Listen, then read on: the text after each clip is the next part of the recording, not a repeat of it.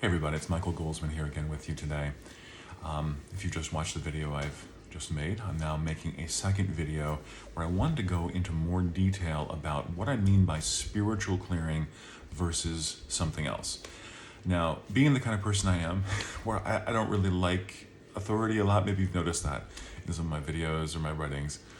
I don't know, it's part of my vibe. When I was first told about certain types of healing techniques and spiritual techniques that I got involved with, I got trained in, I was told, oh, these are spiritual clearing techniques, spiritual healing techniques. And, as soon as I learned a little bit about spirituality, you kind of learn that, well, everything is spiritual. There's no place in one of the sayings that you hear sometimes in spiritual teaching is there's no place where God ends and something else begins. I like that phrase very much. So in other words, everything is really spiritual. So if everything is spiritual, what do we mean by spiritual healing or clearing? This has been a deeper conversation that I think has become more nuanced for me based on my experience working with thousands of clients over the past 23 years.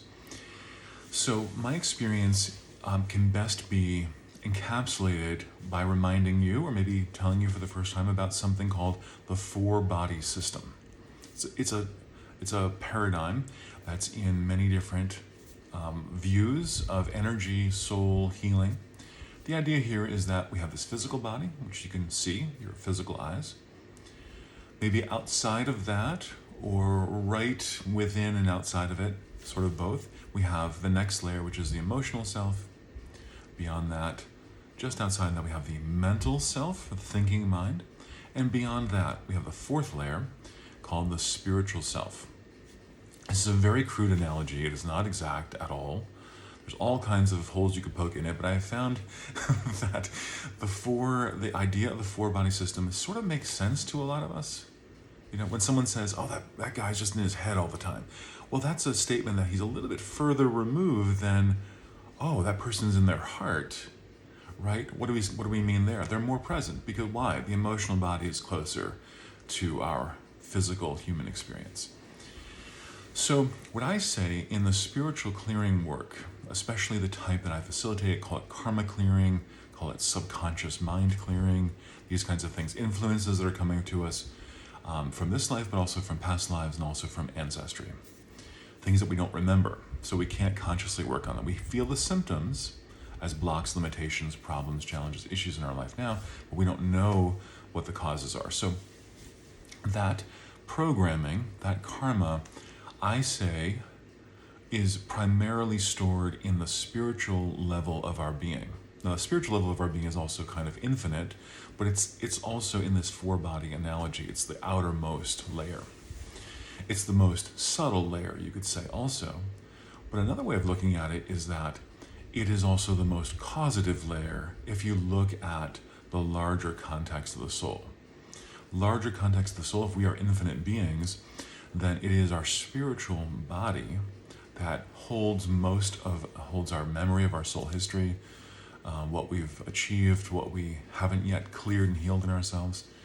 And it holds ultimate cause. If an ultimate cause for something is 100 lifetimes ago or 100 generations ago in our ancestry, that's going to be primarily influencing us from that spiritual layer of our being. So several different paradigms and techniques, theories of incarnation and reincarnation say that the spiritual part of our being, you might even call that the soul, again, crude analogy, not exact, soul, when it comes time for us to come into a human body, that soul projects itself down and creates or descends into the lower three bodies, the mind, the emotions, the physical body.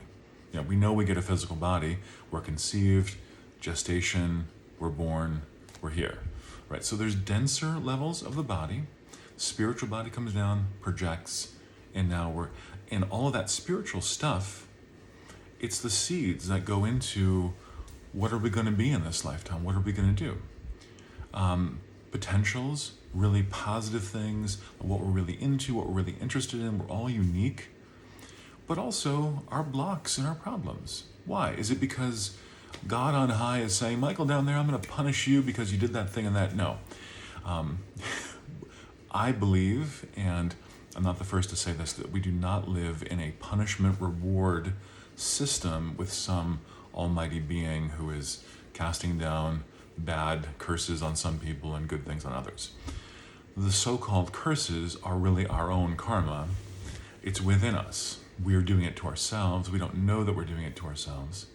So, as all of the spiritual traditions say, we're here to become more aware, more conscious, more healed, more free, we're here to forgive, we're here to release ourselves and others. That just makes so much intuitive sense to me. So that's what we're here to do. So our karma, the stuff that we're here to do, that we're really into, we've made kind of grooves in a positive way in karma from what we've done in other lifetimes, maybe what our ancestry has done.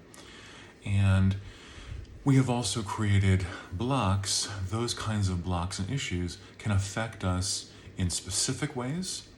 Say we've died in a particular way or had a problem in a particular lifetime, that may come through as a particular symptom or even a propensity for dying in this lifetime in that same way, but it may also come through symbolically. If we're holding, for instance, I use this term anger, if we're holding anger, for instance, nothing wrong with anger. I'm not calling it bad. I'm not calling any of these energies bad, by the way. I'm just saying that when we hold them for long periods of time without transmuting them, without resolving them, it's kind of like drinking poison every day. It becomes problematic for us over time, not because someone else is punishing us, but because this vibration is out of alignment with the ultimate spiritual truth of our being. So we come into this life, we have these karmas. Now, spiritual clearing, getting back to that topic. What was I talking about again? Getting back to that topic of spiritual versus all the other stuff.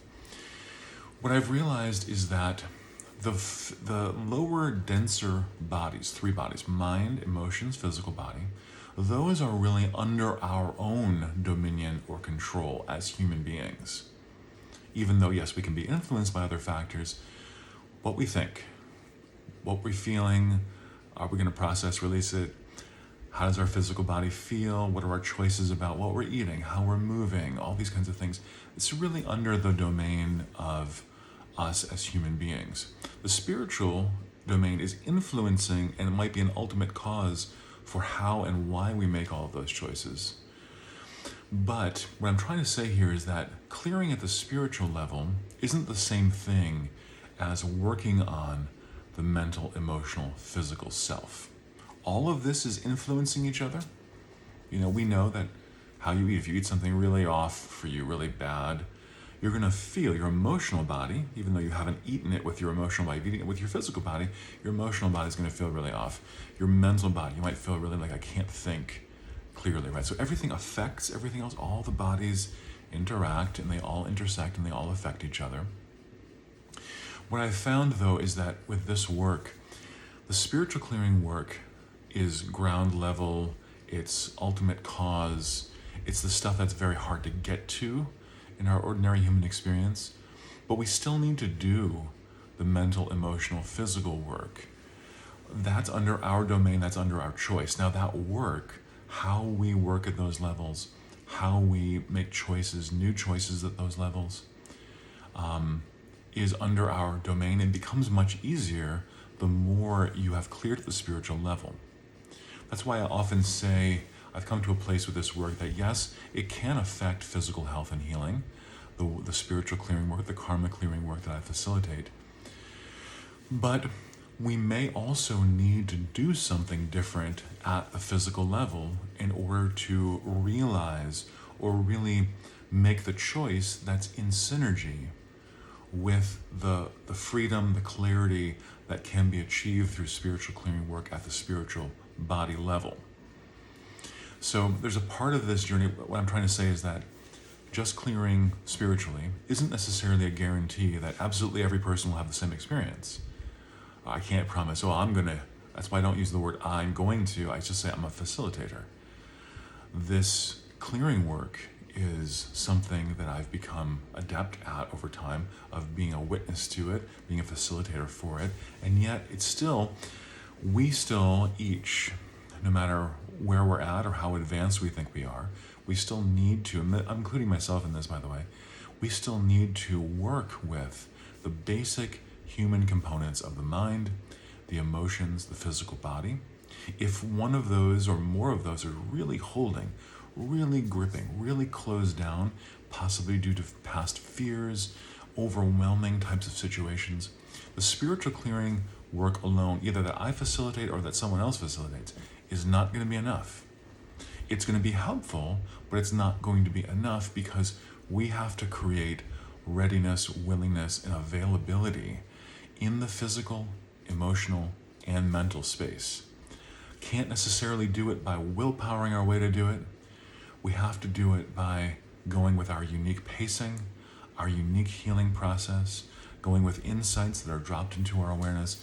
This particular book, this particular strategy, this technique, this certain pacing of going gently. We have to go with that. And when we do that, and we're doing the spiritual clearing work also, we begin to co-create. All of the cylinders are firing, so to speak, in our being. We begin to co-create our own destiny, and everything begins working together for our good. So I hope that this video, though it's perhaps been kind of rambling, I guess that's true of all my videos, but I hope it's been at least a little bit helpful, a little bit insightful for you. People come to me all the time saying they've either tried my work or they've tried someone else's work, and they may not get the same result from different person to different person. And I say it's typically because the soul is clearing. The soul is very easy to clear in some ways because it's not as physicalized. It doesn't have to go through all of our encrusted orneriness, so to speak. But we each have to find our way to authentically become available, ready, willing, released. That's why breathing can be very deep breathing, rhythmic breathing can be good. Why? Because it's helping to engage conscious practice. Why is yoga good? Conscious practice. Why is dietary shift good? Conscious practice. Why is working with a therapist good? Because you are having to be there and having to look at, what am I thinking? What am I feeling? Where's my body at? Here's this person I'm talking to. That's a conscious engagement. Doing that and working at the spiritual level, it's a really wonderful combination for success in transforming whatever you're trying to transform in life. Okay, so I'll leave it at that for now, friends. If you want to get in touch with me, go to my website, clearandconnect, it's all one word, .com, and you can see what I'm offering this month, individual work, contact page there if you have questions for me. Please feel free to fill that out. I always love hearing from people. Till next time, friends, peace and blessings to you.